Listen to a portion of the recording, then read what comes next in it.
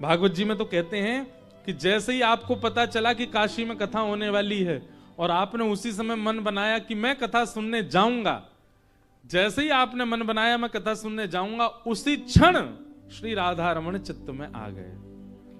अब कथा में लाने की जिम्मेवारी ठाकुर जी की है। कथा सुनने के बाद ठाकुर जी प्रकट नहीं होंगे। कथा सुनने की इच्छा मात्र से तत्शृण्वन प्रपठन, भागवत जी में लिखा श्रीमद् भागवते महामुनि कृते किंबा परैरीश्वर सत्यो हृदय वरुध्यते कृत भी। जिसकी सुनने की इच्छा मात्र से हृदय में ठाकुर जी प्रकट हो जाते हैं। ठाकुर जी जिस दिन आपको पता चला काशी में कथा, उसी दिन प्रकट हो गए चित्त में। अब चित्त में ठाकुर जी आ गए। कथा से क्या किया जा रहा है? चित्त का मार्जन किया जा रहा है, चित्त को ठाकुर जी के अनुकूल बनाया। ठाकुर जी अब अव्यवस्था में ही आ गए, लेकिन इन कथाओं को सुनकर के जो चित्त का मार्जन कर रहा होगा वहां ठाकुर जी डट जाएंगे। और 7 दिन के बाद भी मार्जन नहीं किया गया हो, ठाकुर जी प्रस्थान करेंगे। बोले बहुत बढ़िया भैया, कचुदना रहे तेरे चित्त में, तेने सफाई करी नहीं, बाकी तेरे सामने व्यास जी आ गए, कथा सुनाई, संकीर्तन सुना, फिर तू वैसो ही कोई वैसो ही रहो। ठाकुर जी प्रस्थान करेंगे। इसलिए अवसर है कथा, इसको गवाइए नहीं, गोता लगाइए और पवित्र करिए। बना करके हृदय में हम प्रेम मंदिर, बना करके हृदय में हम प्रेम मंदिर, वहीं उनको झूला झुलाया करेंगे, वहीं उनको झूला झुलाया करेंगे। कन्हैया कन्हैया पुकारा करेंगे, लताओं में ब्रज की गुजारा करेंगे। कन्हैया कन्हैया पुकारा करेंगे, लताओं में ब्रज की गुजारा करेंगे। कन्हैया कन्हैया पुकारा करेंगे, लताओं में ब्रज की गुजारा करेंगे। कन्हैया कन्हैया पुकारा करेंगे, लताओं में ब्रज की गुजारा करेंगे। तो जो रूठेंगे हमसे वो बांके बिहारी, जो रूठेंगे हमसे वो बांके बिहारी, जो रूठेंगे हमसे वो रमण बिहारी, जो रूठेंगे हमसे वो रमण बिहारी। चरण पड़ उन्हें हम मनाया करेंगे, शरण पड़ उन्हें हम मनाया करेंगे। ओ चरण पड़ उन्हें हम मनाया करेंगे। शरण पड़ उन्हें मनाया करेंगे।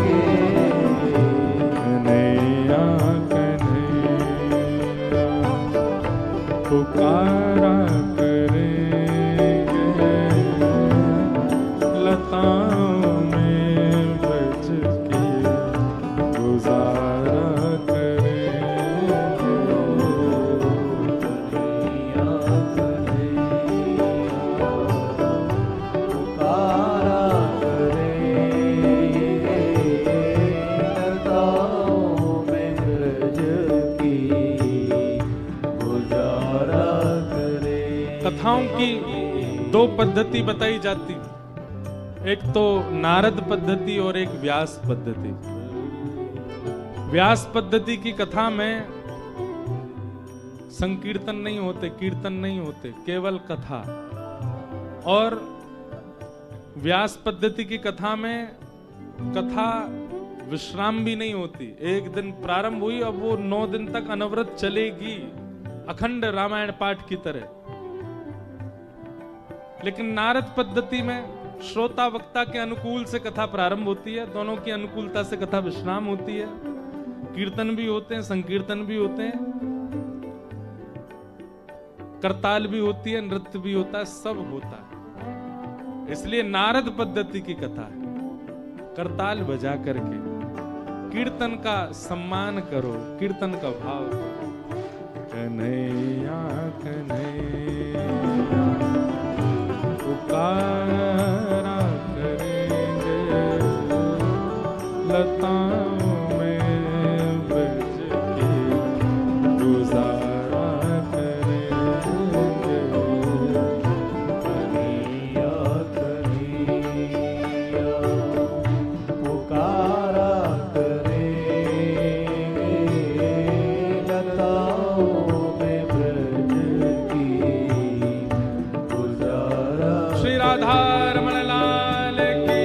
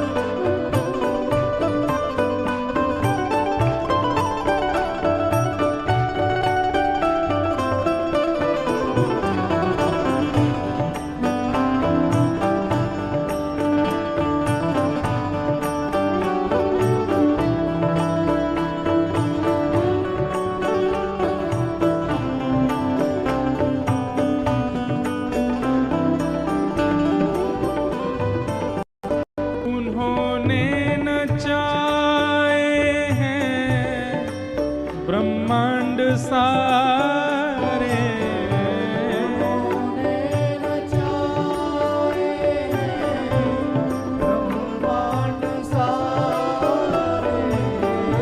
उन्होंने नचाए हैं ब्रह्मांड सारे।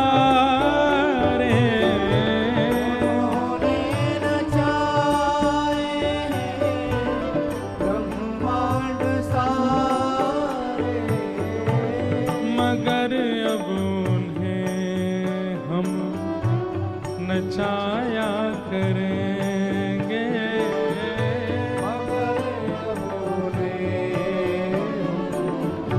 नचाया करेंगे। कई लोग इस भाव पर कह सकते हैं कैसी बात है, ठाकुर जी को नचाने की बात कर रहे हैं मंच से बैठ करके। हम नहीं कह रहे, रसखान कह रहे हैं। ताही अहीर की छोहरिया, छचिया बरी छाछ पे नाच नचायो। त्रिलोकीनाथ जगन्नाथ पति को ब्रज की गोपियां क्या करती हैं? जैसे ही ठाकुर जी यशोदा मैया के साथ यमुना तट पे जाते हैं, छोटे से नन्हे से गोपाल जी, तो गोपियां अपने घर की खिड़की में खड़ी हो जाती हैं और हाथ में मक्खन लेकर के ऐसे मक्खन वाला हाथ बाहर निकालती हैं। दूर से मैया को पल्लू पकड़ करके चले आ रहे ठाकुर जी की जैसी दृष्टि पड़ती है, सो ठाकुर जी मक्खन देख के मुंह गीला हो जाता है। गोपी कहें लाला आजा, सो मैया का पल्लू छोड़ देते हैं, गोपी के भवन में घुस गए। गोपी ने भीतर से किवाड़ लगाई, चटकनी लगाई, ठाकुर जी को बैठा लिया। लाला मक्खन खाएगो? हाँ खाऊंगो। ऐसे नहीं मिलेगा, पहले बंदर की तरह करके दिखा। वही परब्रह्म बंदर की तरह करते हैं। अच्छा लाला नेक मेरे हृदय से लग जा। सो ठाकुर जी हृदय से लग जाते हैं। अब खवा दे गोपी मक्खन, नहीं नेक नाच के दिखा। रसखान इस दृष्टि को देख करके कहते हैं, ताही अहीर की छोहरिया छचिया भरी छाछ पर नाच नचायो। जिस त्रिलोकीनाथ की भ्रगुटी टेढ़ी होने पर त्रिभुवन नृत्य करता है, वो माखन के लोभ में नृत्य कर रहा है इन इन इन ब्रजवासियों के सामने।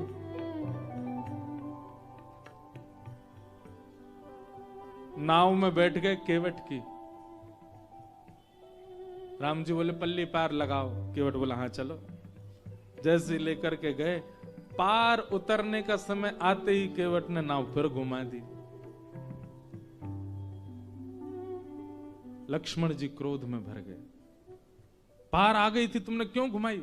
बोले नहीं बस अभी लेके चलता हूं। इस पार आए फिर घुमा दी, फिर लेकर के उस पार गए, पार आती फिर घुमा दे। सीता जी को भी ने थोड़ा सा मन में भाव आने लगा, ये क्या कर रहा है। लक्ष्मण जी को भी क्रोध आए। राम जी बोले भैया इतनी देर हो गई, तुम हमको पार क्यों नहीं लगा रहे हो? इतनी देर से तुम बार बार ले जाते हो, किनारा आती फिर बीच में ले आते हो। केवट जोर से आता, इतने में ही थक गए? और खुद जो हमको 84 लाख में बार बार नचाते रहो, तो तब आपको नहीं लगता बिल्कुल भी कि बेचारा जीव है, कभी उसको कुछ कभी कुछ कभी कुछ कभी कुछ।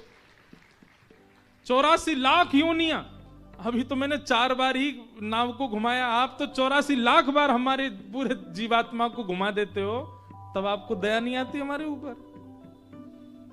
राम जी मन मन प्रसन्न हो गए। ये ऐसे हठीले भक्त मुझे बहुत अच्छे लगते हो, ठाकुर जी से भी थोड़े हट कर लेते हैं। इन्होंने नचाए हैं ब्रह्मांड सारे, इन्होंने नचाए हैं ब्रह्मांड सारे, मगर अब इन्हें हम नचाया करेंगे। मगर अब इन्हें हम नचाया करेंगे। ओ मगर अब इन्हें हम नचाया करेंगे। मगर अब इन्हें हम नचाया करेंगे।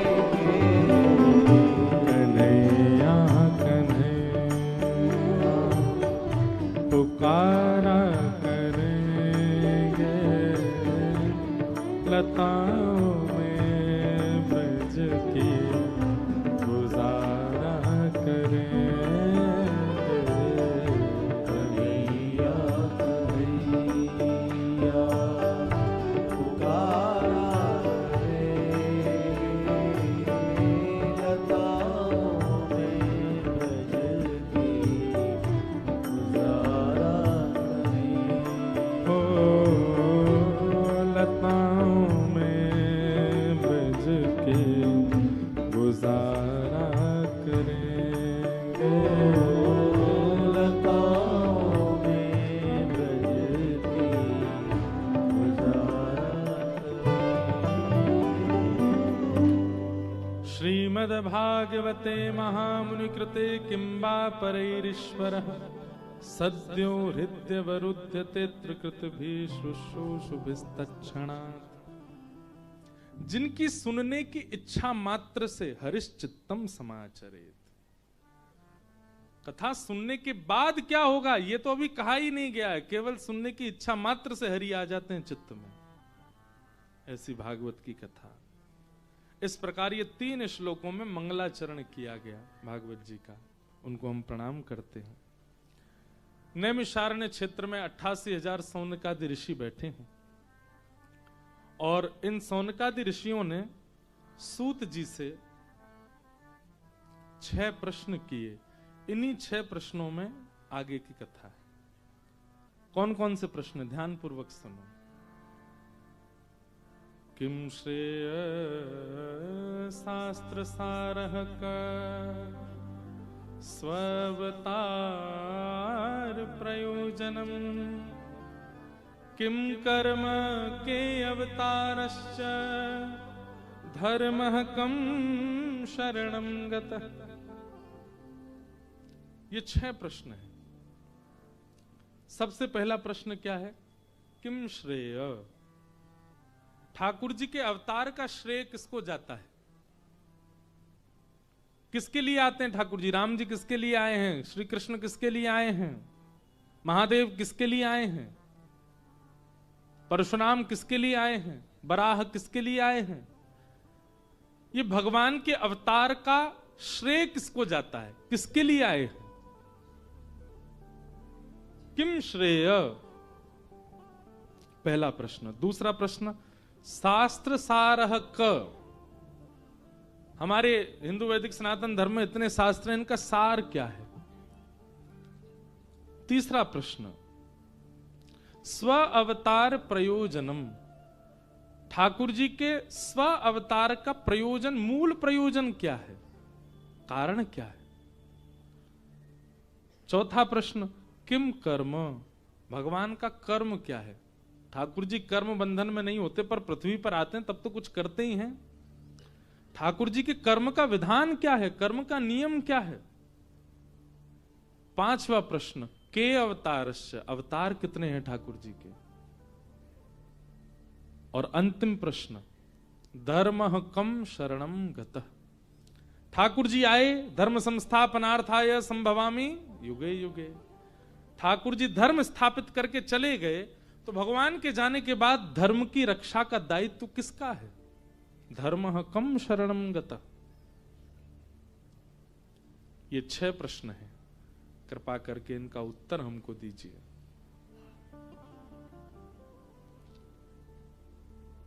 सबसे पहली बात, किम श्रेय? ठाकुर जी के अवतार का श्रेय किसको जाता है? इसका उत्तर भगवान ने कुंती माता के प्रसंग में दिया है, जब कुंती भगवान की स्तुति गाती है।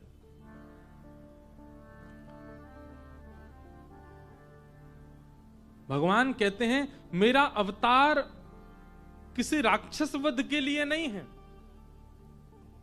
केवल एक लीला प्रस्तुत करके आगामी जनमानस को उस लीला के द्वारा जीवन में संभलने संवरने के कुछ तरीके, तौर तरीके बताने के लिए होता है।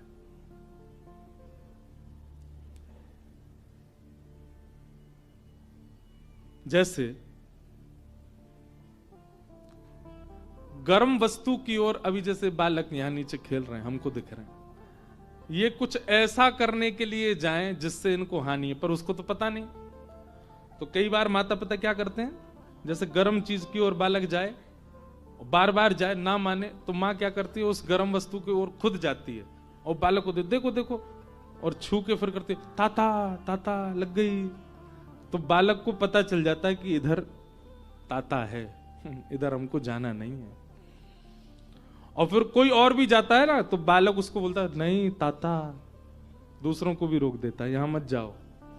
ठीक वैसे ही ये संसार हम मानवों को ऐसा प्रतीत होता है कि यहां सब चीज हमारे लिए है। ठाकुर जी हमसे पहले आकर के लीला करके हमारे लिए कई नियम बताए जाते हैं।